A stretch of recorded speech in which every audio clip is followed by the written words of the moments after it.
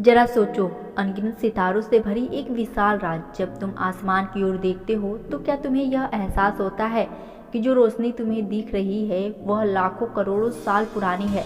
हो सकता है कि वह तारा अब मौजूद ही ना हो, लेकिन उसकी रोशनी अब भी सफ़र कर रही है हमारे आंखों तक पहुंचने के लिए। यही एक ब्रह्मांड सबसे अद्भुत सच्चाई है। यह समय में एक झरोका है, लेकिन सवाल उठता है कि यह सब शुरू कैसे हुआ। महाविस्फोट की एक कहानी। करीब 13.8 अरब साल पहले कुछ भी नहीं था, न समय, न स्थान, न पदार्थ और न ऊर्जा। फिर अचानक एक बिंदु में सीमित सारी ऊर्जा और द्रव्य विस्फोट कर उठा। यह कोई साधारण विस्फोट नहीं था, बल्कि खुद समय और अंतरिक्ष का जन्म था। इसे ही हम बिग बैंग कहते हैं। विस्फोट के बाद गर्म जलता हुआ प्लाज्मा पूरे ब्रह्मांड में फैलने लगा। शुरू में सब कुछ बेहतरीन था, लेकिन धीरे धीरे गुरुत्वाकर्षण ने इसे आकार देना शुरू कर दिया। अणु बने, फिर गैस के बादल, और फिर इतने सारे सितारों ने जन्म ले लिया। हर तारा तो आज चमक रहा है। कभी गैस और कभी धूल का एक विशाल गोला था, जिसे गुरुत्व ने एकत्र किया और अंदर इतनी गर्मी पैदा कर दी कि नाभिकीय संलयन शुरू हो गया। यह वही प्रक्रिया है जो सूरज को जलाए रखती है और हमें रोशनी व ऊर्जा देती है।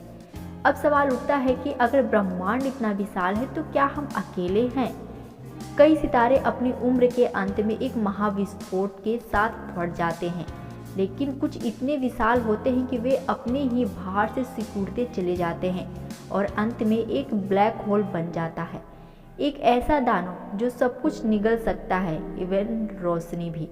ब्लैक होल का गुरुत्वाकर्षण इतना प्रबल होता है कि अगर तुम इसके करीब जाओगे तो समय तुम्हारे लिए धीमा पड़ जाएगा। अगर कोई तुम्हें दूर से देखे तो उसे लगेगा कि तुम धीरे धीरे जम रहे हो, लेकिन तुम्हारे लिए समय बिल्कुल सामान्य रहेगा तब तक जब तक कि तुम अंदर नहीं चले जाते। और एक बार अगर अंदर चले गए तो फिर वापस लौटना असंभव है। पर सवाल यह है कि ब्लैक होल के अंदर क्या है? क्या वहाँ एक नया ब्रह्मांड हो सकता है, या फिर यह समय और स्थान का अंत है? अगर यह ब्रह्मांड बिग बैंग से बना है तो क्या इसका मतलब यह हो सकता है कि ऐसे और भी बिग बैंग हुए होंगे? साइंटिस्ट मानते हैं कि हमारे ब्रह्मांड के अलावा भी अनगिनत ब्रह्मांड हो सकते हैं। एक मल्टीवर्स, जहां शायद कोई ऐसा ब्रह्मांड भी हो जिसमें तुम अब से अलग किसी रूप में मौजूद हो।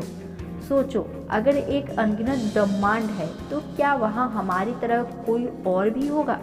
क्या वहाँ कोई एक ग्रह होगा जहाँ जीवन हमारी पृथ्वी से भी ज़्यादा विकसित हो? या फिर हम सच में अकेले हैं? ब्रह्मांड सवालों से भरा हुआ है, लेकिन हर सवाल का जवाब खोजना ही इंसान की सबसे बड़ी ताकत है। शायद एक दिन हम इन रहस्यों को सुलझा लेंगे, लेकिन तब तक रात के आसमान की ओर देखो। हर सितारा, हर आकाशगंगा, हर ग्रह एक कहानी कहता है, और यह कहानी अभी खत्म नहीं हुई। यह तो सिर्फ शुरुआत है, अगर तुम और आगे जाना चाहते हो। रात के अंधेरे में टिमटिमाते तारे, जो हमें इतने छोटे दिखते हैं, असल में दहकते हुए आग के विशाल के गोले होते हैं। ये अनंत अंतरिक्ष में बिखरे हुए ब्रह्मांड के सबसे पुराने, सबसे चमकदार गवाह हैं। लेकिन क्या तुमने कभी सोचा है कि तारे कैसे जन्म लेते हैं, कैसे चमकते हैं, और आखिर में उनका अंत कैसे होता है?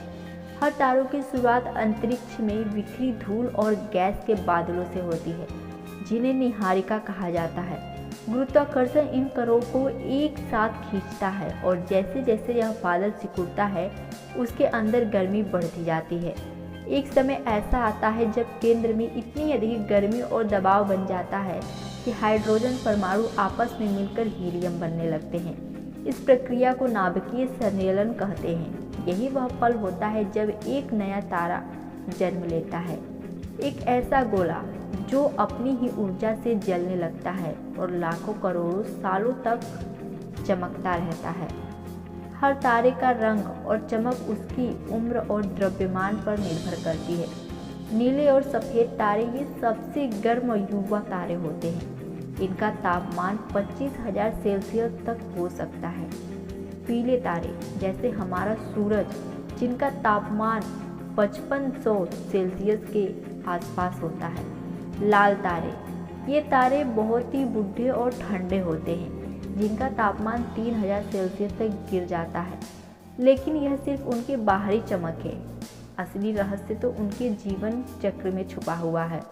हर तारे की उम्र उसके आकार पर निर्भर करती है। छोटे तारे अरबों साल तक जीवित रहते हैं, जबकि बड़े तारे कुछ ही लाखों सालों में खत्म हो जाते हैं। लेकिन जब तारे की सारी ऊर्जा खत्म होने लगती है तो इसकी मृत्यु भी एक धमाके के साथ होती है।